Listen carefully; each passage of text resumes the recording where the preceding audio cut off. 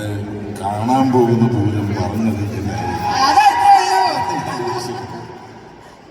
എന്തെങ്കിലും പറഞ്ഞാൽ ചിലപ്പോൾ ഒരു പക്ഷെങ്കിൽ ഈ 7-ാം തീയതി ഒന്ന് നിങ്ങൾ തിയേറ്ററിൽ കാണുമ്പോൾ ഉണ്ടാകുന്ന ആ ജിജ്ഞാസ അല്ലെങ്കിൽ ആ ഒരു ക്യൂരിയോസിറ്റിയൊക്കെ നഷ്ടപ്പെട്ടു പോയത്.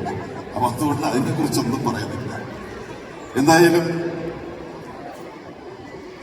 കലാസ്നേഹികളായ നിങ്ങളോട് എവരോടും എനിക്കൊരു കാര്യം പറയാനുള്ളത്, ഇവിടെ മുൻപ് തിരുവനന്തപുരത്തുകാരെ ഒക്കെയാണ് എല്ലാവരും പലരും വന്നു പോയതെങ്കിലും ഞാനും ഒരു തിരുവിതാംകൂറുകാരനാണ്.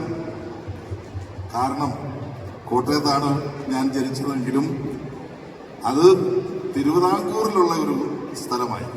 അപ്പോൾ ഞാനും തിരുവിതാംകൂറുകാരൻ തന്നെയാണ്. അതാണ് എനിക്ക് പറയാനുള്ളത്. പിന്നെ എൻ്റെ കലാപരമായ ജീവിതത്തിലേക്ക് ഞാൻ ആദ്യമായി ഒരു പ്രൊഫഷണൽ രംഗത്തേക്ക് വരുന്നതും ഈ തിരുവനന്തപുരത്തെ മണ്ണിലൂടെയാണ്.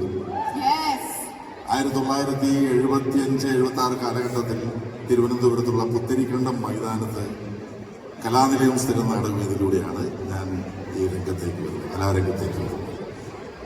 അന്നു മുതൽ കലാരംഗത്ത് ഈ സമയം വരെയും പിടിച്ചു നിൽക്കുവാൻ എനിക്ക് സാധിച്ചത് ശ്രീപത്മനാഭന്റെ മണ്ണിൽ നിന്ന് ആരംഭിച്ച ആ ഒരു തുടക്കമാണ് ഇതുവരെ എന്നെ നിലനിർത്തുന്നതെന്ന് ഞാൻ വിശ്വസിക്കുന്നു. അതുകൊണ്ട് തിരുവനന്തപുരം എൻ്റെ കർമ്മനിരതമായ ഒരു ഭൂമിയാണ്. ധാരാളം നാടകങ്ങൾ ഈ പ്രദേശങ്ങളെല്ലാം ഞാൻ കളിച്ചിട്ടുണ്ട്. 49 വർഷത്തോളം പ്രൊഫഷണൽ നാടകങ്ങൾ ചെയ്യുന്നവരാണ്. അതൊക്കെ അവിടെ ഇരിക്കുന്നു. സിനിമയിൽ അദ്ദേഹവും ഞാനുമായിട്ടുള്ള കോമ്പിനേഷൻ സീനുകളെല്ലാം അങ്ങനത്തെ ഒരു സീനുകളായിരുന്നു. അപ്പം അത് വളരെയധികം സന്തോഷകരമായ രീതിയിൽ എനിക്ക് അനുഭവിക്കാൻ കഴിയുന്നു. അങ്ങനെയുള്ള ഒരു കലാകാരൻ്റെ കൂടെ അഭിനയിക്കാൻ കഴിയുന്നതിൻ്റെ ഏറ്റവും വലിയൊരു ഭാഗ്യമാണ്. കാരണം എന്താണെന്ന് വെച്ചാൽ മനുഷ്യൻ്റെ മനസ്സ്, അതായത് നടൻ എന്നുള്ള രീതിയിലല്ല ഞാൻ പറയുന്നത്, ഒരു വ്യക്തി എന്നുള്ള നിലയിൽ മനുഷ്യൻ്റെ മനസ്സ് അറിഞ്ഞ് പ്രവർത്തിക്കാൻ കഴിയുന്ന ഒരു വ്യക്തിയാണ് അദ്ദേഹം. അപ്പം കൂടെ നിൽക്കുന്ന സഹപ്രവർത്തകനെ എത്രമാത്രം ശ്രദ്ധിക്കുന്നോ അതനുസരിച്ച് കൂടെ നിൽക്കുന്ന നടൻ അതിഗംഭീരമായി ഉയർന്നു പോകും. അങ്ങനെ വിശ്വസിക്കുന്ന ഒരാളാണ് അദ്ദേഹം എന്ന് എനിക്ക് മനസ്സിലാക്കുന്നത്. അപ്പം അതൊരു വലിയ കലാകാരനെ സംബന്ധിച്ച് ഒരു വലിയ കഴിവ് തന്നെയാണ് അങ്ങനെ ചിന്ത കൂടി ഉണ്ടാകുന്നത്. കാരണം തന്നേക്കാൾ വലിയവന്റെ കൂടെ നിന്നെങ്കിൽ മാത്രമേ നമുക്ക് താഴേക്ക് ആ കലയുടെ ചൈതന്യം ഒഴുകൂ എന്ന് ആചാര്യന്മാർ പറഞ്ഞിട്ടുണ്ട്. അപ്പം അദ്ദേഹത്തെ പോലുള്ള ഒരാളിൻ്റെ കൂടെ സഹകരിക്കാൻ കഴിഞ്ഞതിൽ എനിക്കാണ് ഏറ്റവും ഗുണമുണ്ടായതെന്ന് ഞാൻ വിശ്വസിക്കുന്നു. എന്തായാലും ഈ സിനിമ നിങ്ങളുടെ എല്ലാവരുടെയും മനസ്സിൽ ഒരു ചലനം സൃഷ്ടിക്കുമെന്നുള്ളതിൽ തർക്കമില്ലാത്ത കാര്യമാണ്. ഞാൻ കൂടുതൽ വിശദീകരിക്കുന്നില്ല. എല്ലാത്തിലും ഉപരിയായി എനിക്ക് പറയാനുള്ളത്, ഒരു സിനിമയെ നിങ്ങൾ ചെയ്യേണ്ട ഒരു കാര്യമുണ്ട്. വളരെയധികം എഫർട്ട് എടുത്ത് വളരെയധികം മാനസികവും ശാരീരികവുമായ അധ്വാനവും അതിൻ്റെ പുറമെ വൻപിച്ച ഒരു സാമ്പത്തിക ബാധ്യതയോടുകൂടിയായിരിക്കും ഒരു സിനിമ രംഗത്തേക്ക് വരുന്നത്. ആ സിനിമയെ നിങ്ങൾ അങ്ങേയറ്റം കലാസ്നേഹികളായ നിങ്ങൾ സ്നേഹിക്കുന്നത് ഈ സിനിമ കണ്ടാണ് സ്നേഹിക്കുന്നത്.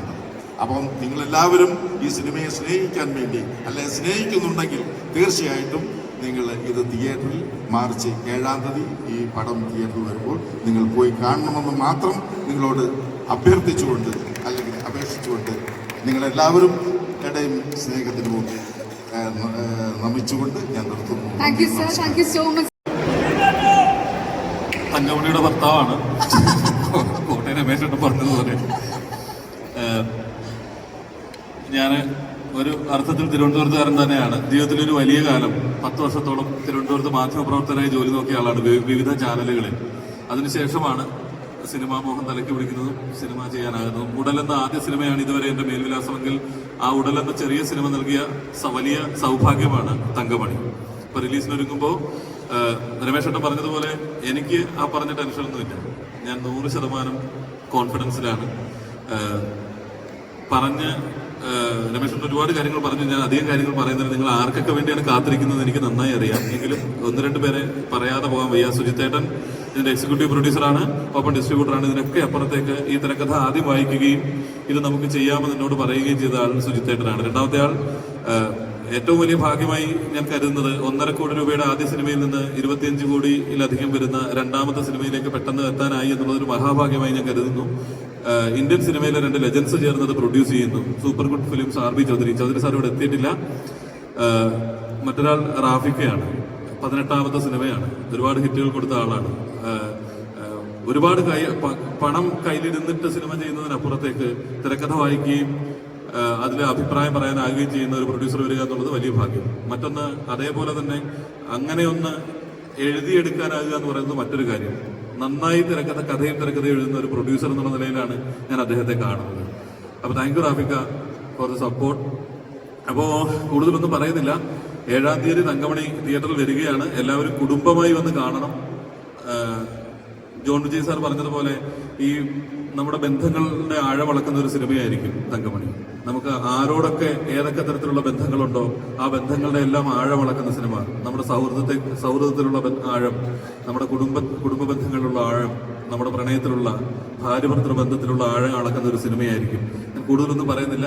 ഈ പറഞ്ഞ ഒരുപാട് ചോദ്യങ്ങളുണ്ടാവും, അതൊക്കെ നമുക്ക് പിന്നീട് ചോദിക്കാം. ഒരുപാട് പേര് ഇനിയും സംസാരിക്കാനുണ്ട്. ദിലീപേട്ടന് വേണ്ടിയാണ് ഈ ക്രൗഡ് വെയിറ്റ് ചെയ്യുന്നത് എനിക്കറിയാം.